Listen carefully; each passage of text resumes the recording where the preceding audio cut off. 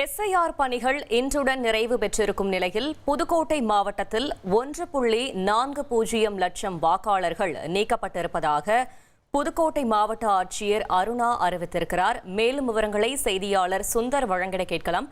சுந்தர், வணக்கம். மாவட்ட ஆட்சியரின் இந்த அறிவிப்பு தொடர்பான முழு தகவலை சொல்லுங்க.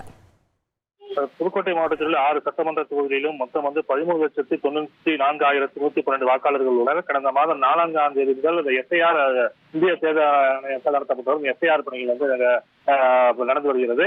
அனைத்து வாக்காளர்களுக்கும் எஸ்ஐஆர் விண்ணப்ப படிவங்கள் அளிக்கப்பட்டன. அந்த விண்ணப்ப படிவத்தை பூர்த்தி செய்து இதுவரை 12,53,472 வாக்காளர்கள் திரும்ப கொடுத்துள்ளனர்.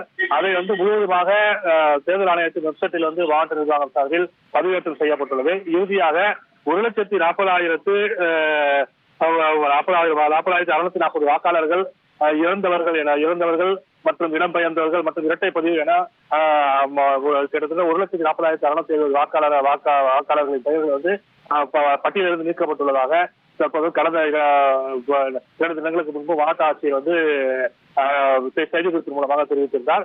இந்த நிலை இன்றுடன் ஏற்கனவே புதுக்கோட்டை மாவட்டத்தை பொறுத்தவரை 100% எஸ்ஐஆர் பணிகள் முடிவுற்றதாக மாவட்ட நிர்வாகமானது அறிவித்து இறுதியாக இன்று கடைசி நாளாக 1,40,670 வாக்காளர்கள் நீக்கப்பட்டுள்ளதாக தற்போது மாவட்ட நிர்வாகம் தகவல் தெரிவிக்கப்பட்டுள்ளது. தகவல்களுக்கு நன்றி சுந்தர்.